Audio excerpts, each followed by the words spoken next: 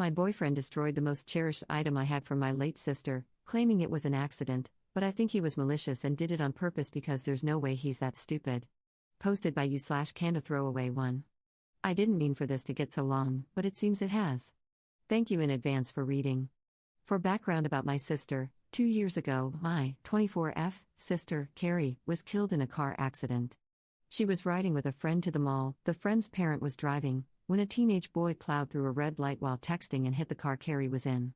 Carrie passed away instantly, and her friend, June, was in a coma for 3 weeks before her parents took her off life support.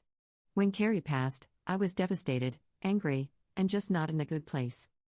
Carrie and I had been extremely close. Despite a 7-year age gap, we enjoyed a lot of the same shows, went to concerts together, volunteered together, and I took it upon myself to guide Carrie like any big sister would. Our parents were extremely busy with work most days, so Carrie and I would often cook together and do crafts when we weren't too busy with schoolwork. She wanted to be a NICU nurse when she grew up, and I helped her find a volunteer position at a local hospital to gain experience being around patients. In short, Carrie was my sister and my best friend, and when she passed, I was a mess. The last craft Carrie and I made together was a set of candles. We bought the wax at a local craft store and made each other a candle, decorating the jars they were in. That was literally the day before the accident. At her funeral, Carrie was buried with the candle I made her. The candle she made me sat on my desk next to my favorite picture of us together at the beach. Or it did, until last week. For background about my boyfriend, I met my boyfriend, Eugene, 27M, about a year and a half ago, about 6 months after Carrie passed. I wasn't looking for a relationship, I was still grieving my sister's death, but Eugene came along, and it was love at first sight. He was extremely supportive, let me cry on him when I needed to, and never pushed me to get over my grief. He was extremely gentlemanly about everything and very, very patient. After 6 months of seeing each other regularly, we made it official. Eugene came into my life at a very low point, and he has always been very respectful of the sentimental things I keep from my sister. He never asked me to put them away and always gave me space when I needed to cry. Eugene, along with most, if not all, of my friends and family, knows about Carrie's candle. After she died, I would take the candle with me everywhere out of fear that someone might light it, steal it, or who knows what. The point is, that candle was, and still is, a very important part of my life, something my sister made for me and me alone. When Eugene and I moved in together about 4 months ago, I packed away most of the reminders of my sister and only put out the candle and picture on my desk. This felt like a huge step because, when I lived alone, I had pictures everywhere and several knickknacks from my sister. I wanted to make our home while still keeping a small part of my sister there. Eugene understood and was very supportive. The issue, last week, we had a massive winter storm that knocked out power for more than 3 days. The power went out at our house while I was at work, which did not lose power. Eugene texted me that he was going to light some candles and try to get a generator so we could have some form of power, or at least be able to charge our phones and use lights. Now, we have at least 30 candles in our house. I'm a huge fan of sales, and whenever Bath & Body Works has a candle sale, I stock up on a range of scents. We have candles scattered all over our home. In the room where my desk is, however, there are no candles aside from the one Carrie made me, absolutely none. And there never have been. That room is also downstairs, where Eugene doesn't spend much time, his desk is upstairs. When I got home from work, I saw a bunch of candles burning in the living room, safely, not near anything flammable. One of them was the candle Carrie had made me. I burst into tears, and when Eugene heard me crying, he came out from the bedroom, where he was lighting more candles, and asked what was wrong. I was a wreck and couldn't get any words out. When he tried to calm me down, I shoved past him and locked myself in the room where my desk was, sobbing. I don't know how he could be so stupid. I thought he understood how sentimental that candle was and how much I cherished having something my now-deceased sister had made with me just a day before her accident. I haven't spoken to Eugene since it happened, Tuesday of last week. He has tried to explain that he needed candles to see, but I just can't wrap my head around it. He didn't touch the large stash of candles we have upstairs, right by the living room where Carrie's candle was, but instead went downstairs, out of the way, to grab the most sentimental, cherished item I have. The candle burned most of the day while I was at work and is now melted and pretty much gone. I still have the jar it was in, but I can't look at it without bursting into tears. Reddit, what do I do? Eugene says it was an accident, but I just don't believe that. He said he was getting around to lighting the candle surplus we have upstairs but just hadn't gotten there yet, after being home for 6 hours alone with no power. I am heartbroken. This feels like a major slap in the face. I feel disrespected. I feel like he disrespected my sister. I just don't know what to do. I don't feel like I can forgive him for this. Can, or should, I try to work past this? Relevant comments. Commenter. I would absolutely end a relationship with someone over this. He must be a complete emotional idiot to think that this candle should be treated like any other. Also, I like how he tried to walk it back from my needed candles, and there was one to it was an accident. How freaking stupid must he be to think that this would be acceptable? Seriously, end it and don't look back. Ops response. Thank you for your response. I really don't believe it was an accident. From the living room to my desk, there are probably 7 to 9 candles in plain view that he would have had to pass, 3 of which were lit when I walked in. I honestly believe he did it on purpose. Thank you again for your response. Commenter 2. Has he apologized sincerely or just blown it off? The magnitude of his remorse should guide you in how to take this. If he was just an absent-minded dolt, then yeah, it was a mistake.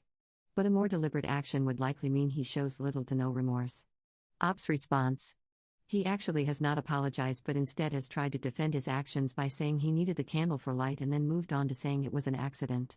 But thinking back, I don't think he has apologized for it at all. Commenter 3.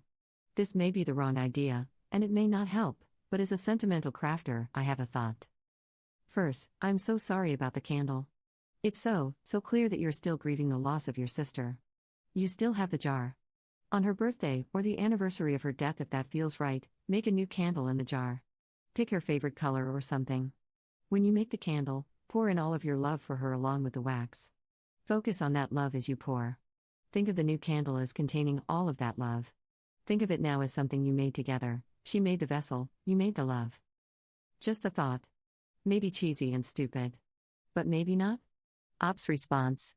I actually teared up at work reading this. I never thought about making a new candle. I really appreciate the idea and will definitely consider it. She made the vessel, you made the love. That really got to me. I'm not over losing her because she was the one constant happiness in my life, and it's been hard. I will definitely consider a new candle to show my love for her. Update 20 days later. A few people have PM'd me in recent days asking for an update, so here it goes. My original post was the day before Thanksgiving. Eugene and I had planned to spend Thanksgiving with my parents, but that did not end up happening.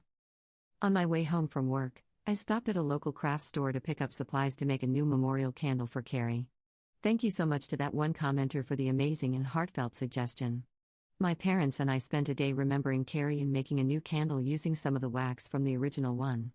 I also ended up purchasing a locket and had some of the remaining wax from the candle put inside, with a locket welded shut by a friend.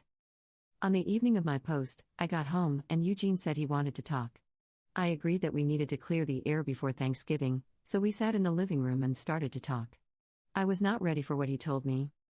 A few commenters from my original post seemed to hit the nail on the head in a way. Eugene told me that when we first met, he was extremely turned on by the fact that I was essentially a damsel in distress. I had just lost my sister, I was in a massive depression, and I wasn't myself. And that turned him on both intimately and in a protective way. Over the past few months, I've started to become more myself. I got promoted at my job, I've joined a cooking class and have gotten out more, and I've definitely moved away from being a damsel in distress in Eugene's eyes. He went on to explain that he burned the candle in hopes that it would throw me back into that phase because that was the only time he felt attracted to me. That's right, he is not attracted to me unless I'm upset, crying, and a damsel in distress.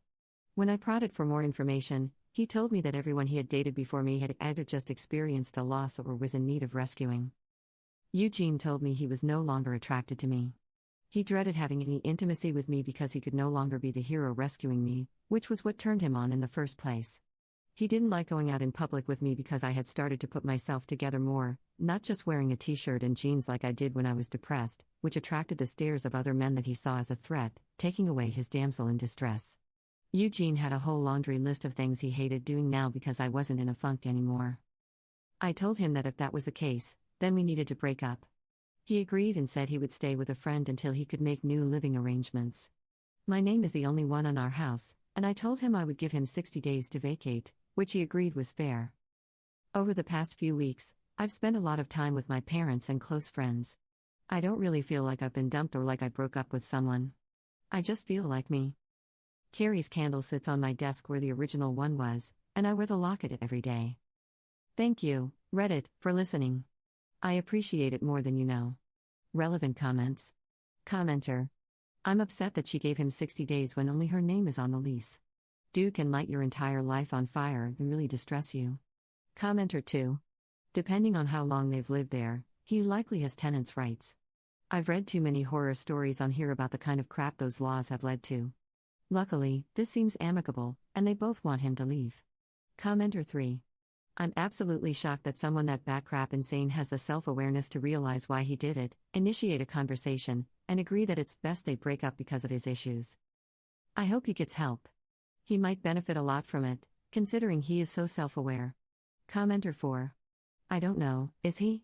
He has the self-awareness to know he does messed up things, but the way it came across to me in Op's account, he doesn't think those things are all that messed up at all. He was like, hey Op, just so you know, I'm only into you when you're an emotional wreck. I tried destroying you emotionally to get you back to that point, but it didn't really work, so basically, I'm not into you anymore, and we should break up. All good? Commenter 5. Honestly, I think it speaks to a lack of empathy, if not for everyone, then at least for the women he dates. There are plenty of guys out there who, for whatever reason, are attracted to women in distress, and not all of them are horrible human beings. But the fact that this guy actively seeks out these women exclusively, hurts them to maintain that dependence or distress, and is self-aware enough to verbalize these tendencies implies that he feels entitled to this sort of broken woman. I'm no doctor, so I'm not trying to diagnose this dude from afar, but I'd wager that he has some sort of personality disorder beyond just the fetishization of women in emotional pain and a hero complex.